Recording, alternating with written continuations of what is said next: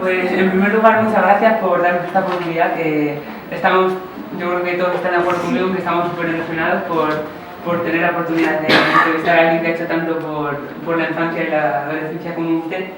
Y en primer lugar, me gustaría saber qué objetivos tiene tanto a corto como a largo plazo en cuanto a lo que está haciendo. Objetivos a corto, pocos, porque procesos como estos son siempre de largo plazo. Lo que estamos proponiendo, la propuesta especialmente de la ciudad de los niños, yo tengo dos actitudes distintas o más, pero algunas veces hablo de escuela, de educación, y esto tiene un camino dentro de la escuela. Y otro, lo que me interesa en este momento más, y de lo cual hablé esta mañana, es el proyecto de la Ciudad de los Niños, que es un proyecto político que presento a los administradores de la ciudad y a los alcaldes. Esto siempre es un proyecto a medio plazo, largo, es decir, una ciudad que entra en esta óptica, se pone en un camino. Como decía Galeano, la utopía, que es una cosa rara, porque si tú te acercas, ella se alejana. Y tú haces 4 pasos y ella se alejana de 4 pasos. Y al final tú dices, ¿pero a qué sirve? Sirve para caminar. Y este es un proyecto que sirve para moverse en un sentido que, de mi punto de vista, de nuestro punto de vista, es un sentido correcto. Es decir, proponemos a las ciudades un recorrido virtuoso, de alguna manera de convertirse de una ciudad que se ha quedado en las últimas decenas de años como una ciudad incómoda para casi todos, eligiendo un ciudadano prototipo muy particular, poderoso, que tiene más poder que son los adultos, y sugerimos de cambiarlo. Con los niños, no para hacer una ciudad para los niños, sino para hacer una ciudad para todos. Muchas gracias. Para Lucas, si quieres. ¿Qué querías ser de mayor cuando eras pequeño? Pintor. Creo que esto ha sido siempre para mí la cosa que me parecía más natural para mí. Yo nací con muchas capacidades manuales. Yo dibujo desde siempre. Los primeros recuerdos que tengo de mi infancia son de mis dibujos en el pizarrón negro de la escuela infantil y las maestras que se llamaban una con otra para mirar estos dibujos. Después seguí dibujando siempre. Iba a encontrar, por ejemplo, los artistas de mi ciudad. Me gustaba mucho entrar en sus estudios, oler el olor del óleo, de los colores. Pedía que me regalaran los tubos del color que tiraban y yo lo abría y rasgaba el color que tenía para aprovecharlo, y aprovechaba el plomo para hacer esculturas de presión. Esto sí, siempre ha sido, y después seguí dibujando mucho, pintando poco, porque nunca decidí de dejar todo para la pintura. Esta es una cosa que yo pensaba que en un momento de mi vida había ocurrido, pero no ocurrió. La vida pasó por otro camino. Yo llegué a ser un investigador que se ocupaba de educación, de psicología, de niños, y el dibujo vuelve a un momento en forma de viñetas, de historietas, pero casi casualmente. Sigo dibujando en serio, no solo de donde dibujo. Pero esto era, creo, mi vocación primaria era esta. ¿Cómo surgió la idea del proyecto La Ciudad? La Ciudad de los Niños nace en un momento que no es casual, porque el 91 es el año que Italia adhiere a la Convención de los Derechos de los Niños. Pero yo en este momento la Convención no la conocía. Yo estaba estudiando estudiando, dedicándome y dibujando también, porque salió un libro sobre la soledad del niño. Son viñetas alrededor de este tema. Esto era un problema, estamos en el 90, un problema que me preocupaba mucho, porque en Italia especialmente los niños eran solos, primero porque nacían pocos niños. Muchas veces en la familia italiana el niño es hijo único, por lo cual es solo en su casa. Y la familia, como tiene miedo, no deja que salga a buscarse amigos, por lo cual era 2 veces solo porque no tenía compañía dentro de casa y no podía salir porque la familia no se atrevía que saliera, por lo cual no podía buscar amigos y tal. Normalmente, frente a esta situación, la respuesta social era: es un problema privado, es un problema de la familia. Y el consejo era comprar más y defender a los hijos. Por lo cual, por un lado, todo el tema de la defensa, acompañarlo siempre, no dejarlo salir solo, protegerlo. Y de otra parte, comprar porque los medios, la industria produce cosas que ayudan a que los niños puedan estar en casa solos y contentos. Esto todos entre muchas comillas. Estoy pensando en la televisión, ¿pensáis la diferencia? Por ejemplo, mi madre nos echaba de casa. Por la tarde, después de los deberes, fuera. Yo vivía con cuatro hermanos varones en una casa que era muy pequeña, una habitación. Si mi madre tenía que preparar la cena o coser la ropa nuestra, porque una vez se hacía todo en casa, con nosotros adentro no era posible, por lo cual fuera. Y volviendo a una hora y con reglas y tal. Ahora es exactamente el contrario. Y claro que esto es posible porque las familias, las casas tienen muchos útiles que entretienen los niños. En mi casa no había nada, y la televisión ni había llegado. La radio era el único aparato, no teníamos libros, no teníamos música, no teníamos nada, por lo cual era difícil decir a los hijos: estáis aquí, solo molestaban. Y ahora al contrario, la casa se ha hecho muy rica de todos los aparatos y de todos los muchos juguetes, muchos de todo, con la idea que esto sea suficiente para que los niños puedan estar en casa contentos. Yo decía: no, esto a mi alcalde, no es así, esto es un problema público, no es un problema privado, es un problema político. La ciudad tiene que cambiar para que los niños puedan salir de casa, encontrarse con sus amigos y vivir la experiencia del juego, socialidad y tal. El proyecto nace más o menos con estas motivaciones primarias. Después se añadió el tema de la escucha de los niños, el consejo de niños, pero el primero fue salir de casa. Vale. Para usted, ¿qué significa que un niño sea realmente un niño, no sea pues un esclavo del colegio o de la sociedad? ¿Cómo definiría qué es un niño? Yo creo que el niño debería poder ser por lo cual nació. Y cada uno de nosotros nació con una vocación. Muchas veces esta vocación no consigue llegar hasta el fondo. Esto fue mi caso, por ejemplo, cuando me pidieron.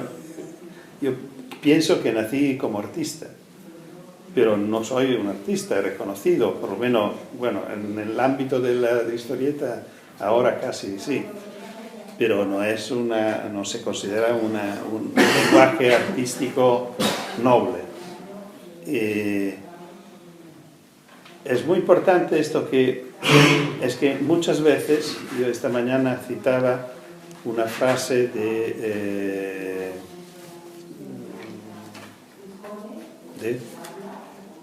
un autor americano, sudamericano, Márquez, que dice: uno nace poeta, uno nace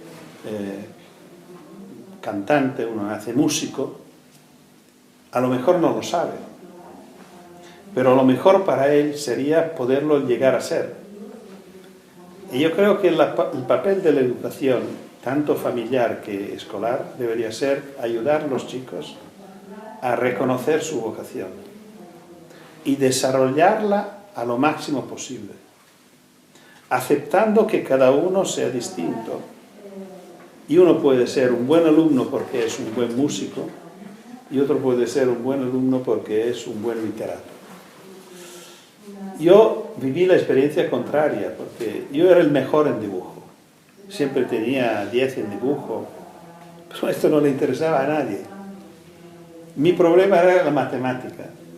Yo tenía un problema enorme con los binomios. Yo pasé mi ciclo medio llorando todas las tardes sobre los binomios. No podía entender por qué y qué sentido tenía que a menos b al cuadrado tenía que volverse en 2a, ahora no me acuerdo.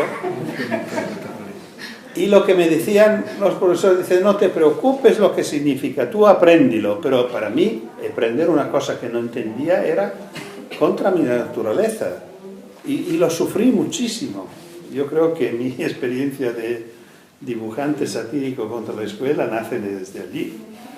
Y yo creo que sí, y por lo cual yo todos los años tenía miedo que me suspendieran por la matemática. Y al final siempre conseguí llegar al 6, al mínimo, en matemática con 10 en dibujo y tal, pero el dibujo no. Si mi dibujo fuera reconocido, yo creo que también respecto a la matemática me podía poner en otra manera. Creo. Podía tener el orgullo de recuperarla siendo reconocido como un excelente dibujante. No sé si... Sí, lo entiendo perfectamente. Pues respecto a lo que usted ha comentado, vea que ellos dos, por ejemplo, tienen unas camisetas que ponen montando el local, pues es el proyecto al que pertenecemos y buscamos precisamente eso, potenciar las habilidades y pasiones de cada uno para cambiar el mundo y mejorarlo. Ahora, con respecto a una frase que dijo en una entrevista, me gustaría preguntarle que me explicara un poco esa frase. Dijo usted, los adultos somos peores si no nos controlan los niños. ¿Por qué piensa usted eso? Sí, probablemente he dicho el contrario, que cuando hay niños los adultos son mejores. Y claro, es que la verdad es que lo repetí esta mañana, nosotros hemos tenido todo el poder para nosotros. Y la gente que tiene poder tiene responsabilidades, tiene que utilizarlo bien. Porque si tengo poder y lo uso mal, es un problema muy gordo, porque uno que tiene poder y lo administra mal, hace daños, y daños grandes. Y la frase que decía este niño de 5 años fue muy fuerte para mí, porque 5 años, decía que si los adultos no escuchan a los niños van a encontrar líos grandes. Y es así. Nosotros, el poder que tenemos y que hemos reservado nosotros, lo hemos administrado muy mal. Me da vergüenza reconocerlo frente a jóvenes, pero es así. Si nos miramos alrededor, vemos cosas inaceptables.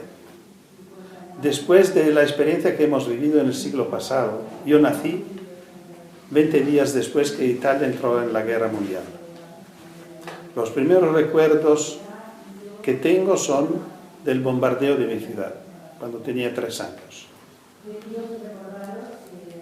Después de esta guerra, que fue mundial, todos los países prometieron con solemnidad basta guerras. Vosotros sabéis que hay guerras hoy. Nuestros países están en guerra en algunos países, con nuestros soldados, con nuestros aviones. Hablan de guerras justas, hablan de guerra de paz, son guerras. El uso que estamos haciendo del planeta es impresionante, vosotros sabéis más que yo. Lo estamos utilizando como si fuéramos los últimos habitantes de la Tierra. aprovechando de energías que no se pueden sustituir, casi haciéndolo como si no tenemos hijos, si no tenemos nietos. Si este mundo no es un préstamo que tenemos que devolver a vosotros, y posiblemente mejor de lo que recibimos, no es así. Vosotros recibéis un mundo peor de lo que recibimos nosotros.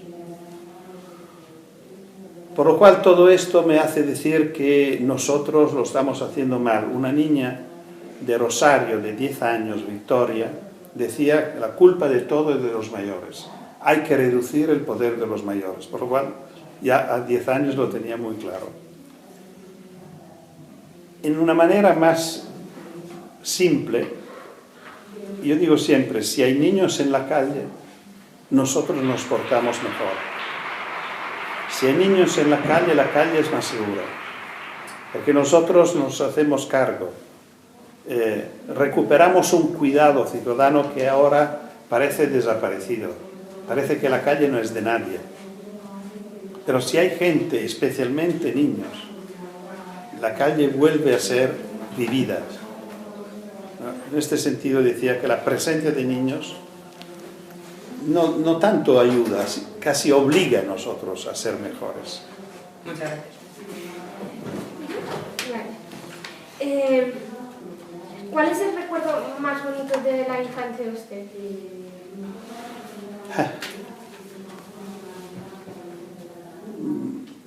Todo lo bueno que recuerdo es siempre el juego. Y lo que siempre me sale que la idea que se juega en cualquier lugar. Por esto tengo una agresividad fuerte contra los parques para niños, que al contrario son todos iguales, con columpios y toboganes. Yo creo que esto es una forma de ofensa a la infancia, pensar que esto es el juego. Nosotros se jugaba de manera totalmente distinta en el asfalto, porque si querés jugar a la, ¿cómo se llama? ¿La? Canicas. No, bueno, no, la canicas en el asfalto es muy complicado.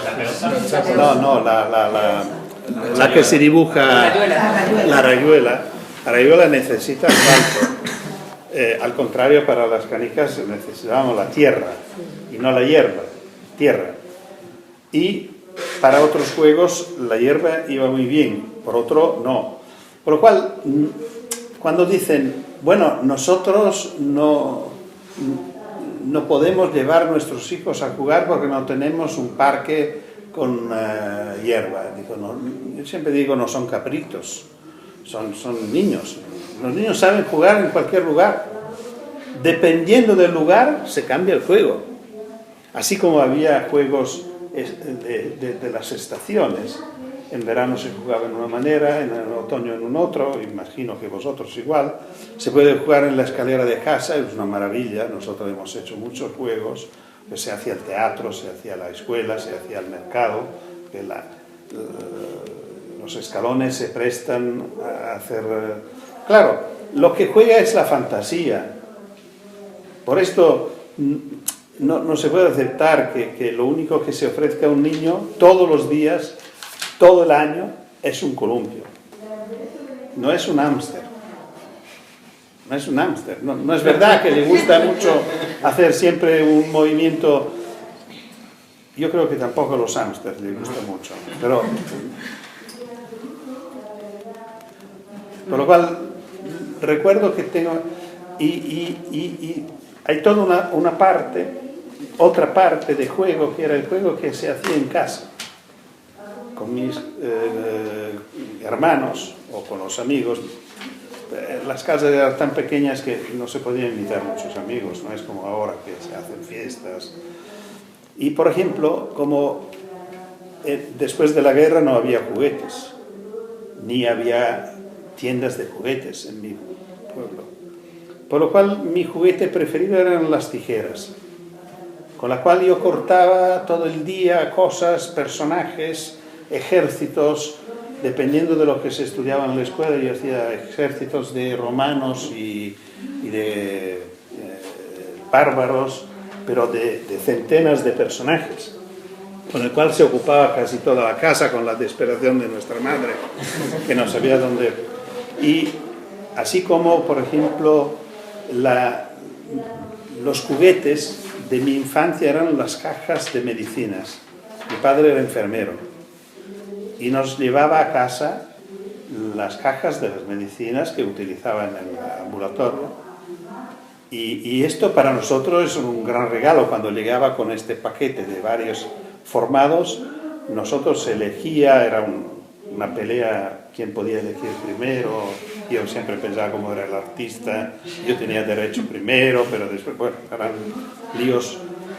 Pero esto era el material, esto para decir que para que los niños jueguen no necesitan juguetes que cuestan mucho, solo necesitan autonomía, libertad, amigos y tiempo libre. Se podía ahorrar muchísimo dinero y tener hijos mucho más contentos. Hay una anécdota muy divertida de una señora, la escuché en radio hace tiempo en Italia, que era una señora de mucho dinero que tenía nietos lejos de su casa, por lo cual tenía que hacer un viaje para visitarlos y iba cada cuando, para las fiestas y tal. Y cuando llegaba con muchos juguetes, con cajas impresionantes, claro, gastando mucho dinero porque como lleva poco, ¿no? Los adultos siempre es así, ¿no? Te quiero mucho y por lo cual lo demuestro con cuánto dinero gasto, ¿no? Y por lo cual llegaba y un día los niños se van en una habitación al lado y los adultos se quedan a tomar té, entre ellos charlando y tal. A un momento se dan cuenta que en otro espacio, en otra habitación, había silencio. Sabéis que normalmente los adultos cuando hay silencio se preocupan mucho. Y se asoman, los niños habían puesto todos los juguetes a un lado y estaban jugando con las cajas. Con las cajas de los juguetes. Divertidísimos, de verdad. Esa es exactamente mi historia.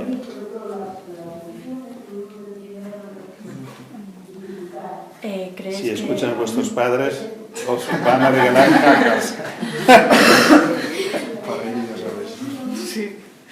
¿Crees que aún llevas un niño dentro de ti? Espero que sí. Sí, creo que una parte de mi experiencia de trabajo es la memoria que yo tengo de mi infancia. Una parte es la atención que he tenido con mis hijos y otra parte es con los hijos en general. Por lo cual, por ejemplo, mis viñetas nacen de mi experiencia, de mi recuerdo, de lo que ocurrió con mis hijos, de lo que está ocurriendo con mis nietos, de lo que me cuentan las personas que encuentro de sus hijos o sus alumnos, y bueno, siempre yo aprovecho de todo.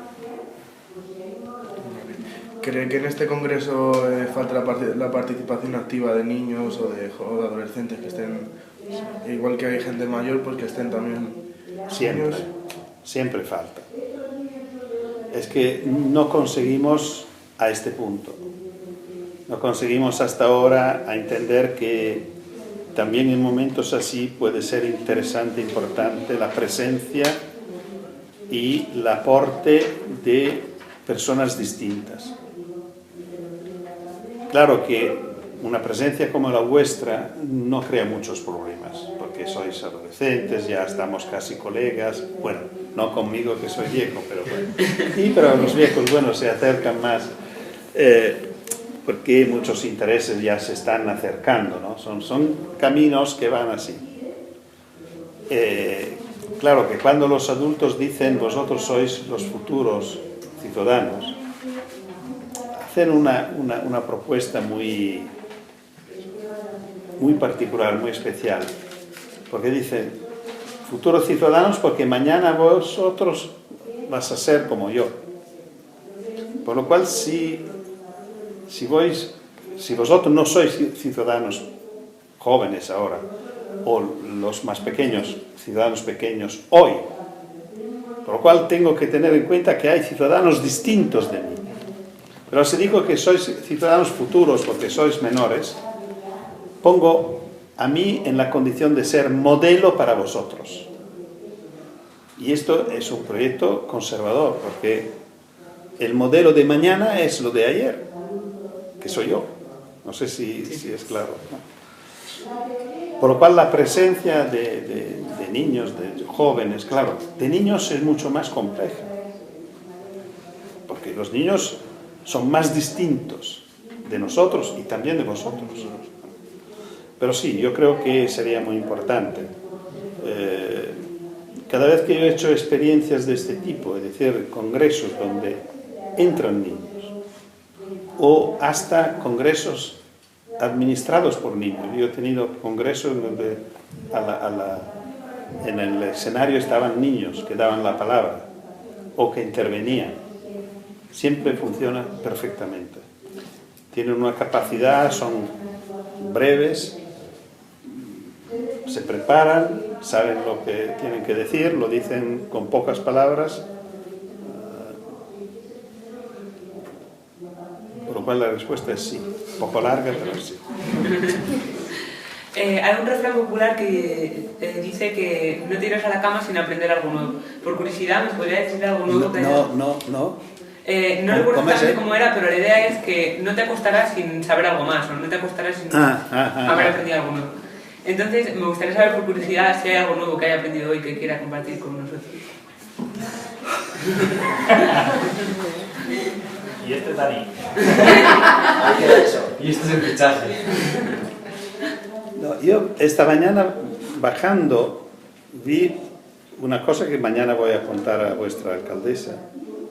Vi un niño que podía tener como 10, 11 años que se iba solo. Esto para mí fue ha tenido un impacto importante porque digo siempre que no se ven niños.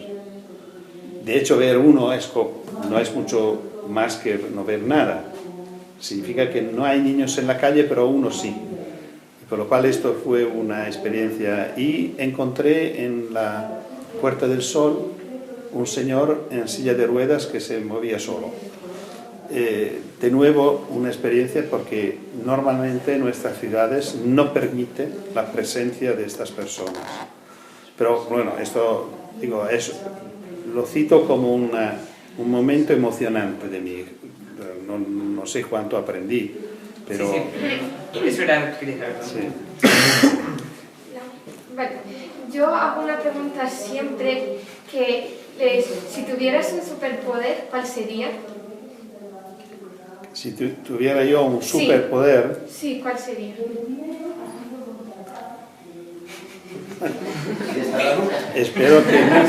Espero que muchos adultos no saben qué contestar, ¿o no? Todos tienen facilidad. Todos te contestan fácil, ¿verdad? A veces se lo dudan.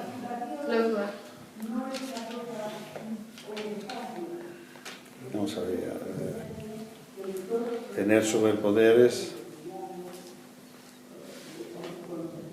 A lo mejor si ya explica por qué le haces esta pregunta. A ver, es que le ayudas. No, porque me salen todas cosas bastante tontas. Nosotros, montando local, creemos que cada uno de nosotros tiene un superpoder, porque así juntos podemos cambiar el mundo y por eso... No sabe lo que me salía. Me gustaría encontrar setas, porque a mí me encantan las setas. Y voy al bosque y cuando los que saben encontrarlo encuentran 15 kilos, yo encuentro 2 o 3. Y por lo cual me gustaría mucho encontrarlos, pero entiendo que no es... Pero podría ser, ¿no? Sí. Podría ser, No es lo que salva el mundo, pero a mí me daría una satisfacción enorme. Ayudaría más. Probablemente sería un adulto, un abuelo mejor si podía tener esta satisfacción.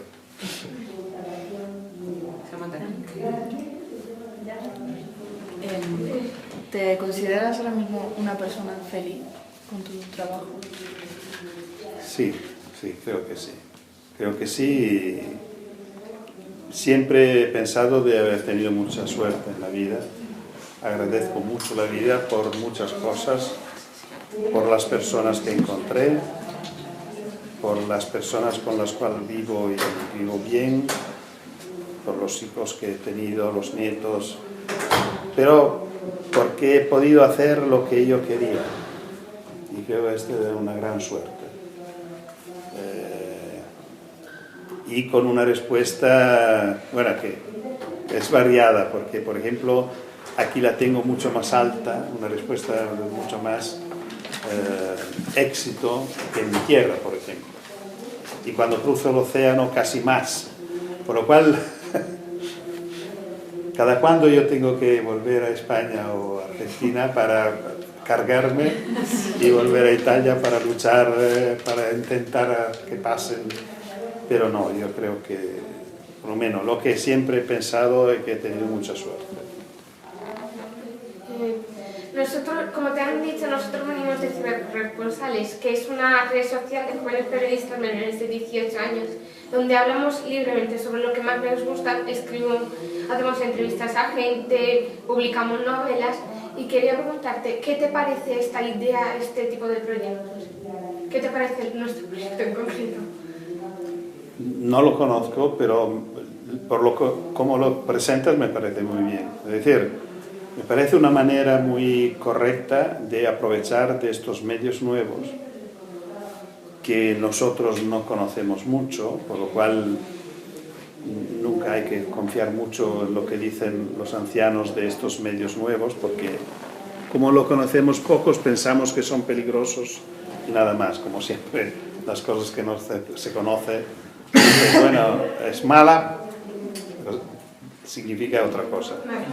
Y yo creo el contrario, que son grandes oportunidades y una manera social de utilizarla en vuestra edad es muy bueno. Lo pienso menos para niños mucho más pequeños, que creo que mejor que se encuentren físicamente y que vivan una experiencia física, porque creo que hay edades y edades, pero en vuestro caso, a pesar que tenéis igualmente necesidad y espero placer de encontrarme físicamente y afectivamente y todo esto, pero bueno, esto es un canal interesante y espero que me enviáis una, ¿cómo se llama? Sí, es un enlace. Un enlace. Sí, Que siempre me dan miedo cuando encuentro estas cosas largas. Y siempre me sorprende mucho que tocándola sale el mundo muy bien. En España cada vez el sistema educativo es muy cambiante, ya que pues, normalmente cada vez que cambia una legislatura cambia el tipo del sistema educativo. ¿Qué piensa de que sean tan cambiantes los sistemas educativos y que no se implante uno y no...? Bueno, pienso todo el mal que puedes imaginar. Tú puedes imaginar todo el mal y yo lo pienso un poco más. Yo creo que es la manera más estúpida para ponerse frente a un tema tan complejo como la educación. Por un tema muy, muy particular. Tú dices correctamente, todas las veces que llega un gobierno nuevo cambia la escuela. O mejor, reforma la escuela. La escuela se queda siempre igual. Sí. ¿Esto qué significa? Que estas reformas no sirven para nada. Aparentemente, la última fue una reforma sobre la cual se abrió un debate, vuestra, la Verde, se abrió un debate impresionante, no sé si vosotros participáis, y yo también fui uno que habló sobre esto, hay una entrevista en YouTube que ha tenido como 120.000 contactos. Bueno, ¿ha cambiado algo? Es una ley mala, yo creo. No tengo dudas que está equivocada y tal. ¿Ha empeorado la escuela? No creo. El tema verdadero es que en lugar de cambiar las reformas o las leyes de la escuela, deberían favorecer la formación de los maestros para garantizar buenos maestros. Esto es lo único. Por lo cual, todo esto es malo, no tanto por los efectos que produce, sino por todo el tiempo que ocupa, todos los esfuerzos sociales, porque nada de todo esto entra en el circuito escolar verdadero. que sigue por su cuenta, porque los maestros esto saben hacer, hasta que alguien no se despierte y dice, bueno, ¿por qué no nos ocupamos de los docentes? En lugar que ocuparnos de los programas, de los libros de texto, de las disciplinas, de la religión, no de la religión. Bueno, todo esto no interesa. Preparamos bien los maestros. Un buen maestro sabe lo que tiene que hacer. No necesita programa, no necesita libros, porque va buscándose libros que necesita. El programa lo comparte con los alumnos, porque no puede ser un programa en serio, sino es una relación entre la vida de sus alumnos y la profundización que en la escuela hay que hacerse. Pero claro que si yo quiero trabajar sobre vuestras experiencias, es ridículo utilizar un libro de texto que no sabe nada de vuestra experiencia. ¿Qué vives tú? ¿Qué haces tú? ¿Qué deseas tú? De tu familia. El libro de texto no... Por lo cual, para aprovechar y a profundizar estos estímulos que vienen de vuestra vida, yo tengo que aprovechar de medios mucho más complejos. Necesito libros en serio que nos ayudan a entender que ha podido ser la historia de una familia que ha dejado Galicia, ha venido a vivir en Madrid, ahora estoy, o la guerra civil, no sé qué.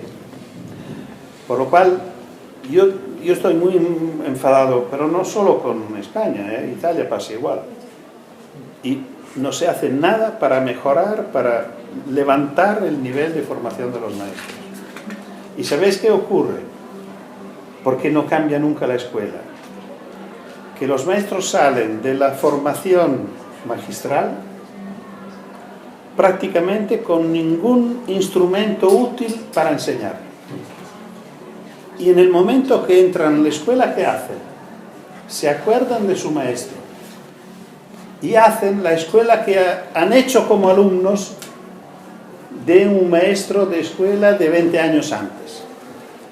Y claro, esto significa que la escuela no va a mejorar nunca, porque siempre vuelve a lo mismo. Chicos, chicas, ya estamos fuera de tiempo, pero tenéis muchas preguntas que hacer. Si os parece elegir las que penséis que os faltan importantes, Si alguna tenéis que como no me quiero ir de aquí sin... Es que las pasamos muy bien. No, por ellos no cortaría nunca tampoco. Y si no, invitarle a que venga mejorada. Sí, te invitamos un día a venir a una de nuestras reuniones de nuestro grupo, sí, cuando quieras. Muy bien. Cuando vuelvo... Yo hago el bizcocho. ¿Sois todos de aquí, de Madrid? Sí, somos de un pueblo al este de la Comunidad de Madrid, ¿no, Dani? Estamos al este, en el este de la Comunidad. Sureste, sí. Sureste. ¿Qué se llama? Mejorada del Campo. Cerca de Alcalá de Henares. Sí, sí. ¿De Alcalá? ¿De? Alcalá de Henares. Pues antes de concluir, queríamos pedirte tu autorización porque querríamos, si nos lo permites, subir esta entrevista a internet para que esté al alcance de más gente, así que si nos das tu permiso, pues lo haríamos. Pues muchas gracias, te lo agradecemos. Y ya por último, comentarte que en nuestra actividad a la que vamos tenemos dos normas. Una de ellas es tomamos las decisiones por consenso, es decir, si por ejemplo alguien quiere ir a la piscina y otro quiere ir a la playa, Solo quiero coger mi carpetita, ¿me dejáis? Y el corresponsable. pues en lugar de hacer la votación, que a lo mejor hay uno que quería ir a la playa pero no ha podido, pues buscamos un punto intermedio, a lo mejor todos quieren ir a la montaña y están contentos. Pues es así como funcionamos. Y también otra norma que tenemos es dar un abrazo nada más entrar y nada más salir de la actividad. Bueno, pues muchas gracias por habernos permitido disfrutar. Y ya lo último que te queríamos pedir es si nos podrías firmar un autógrafo como recuerdo para tenerlo. Muy bien. Por eso ha hecho el abrazo. Sí, después del abrazo tenéis un...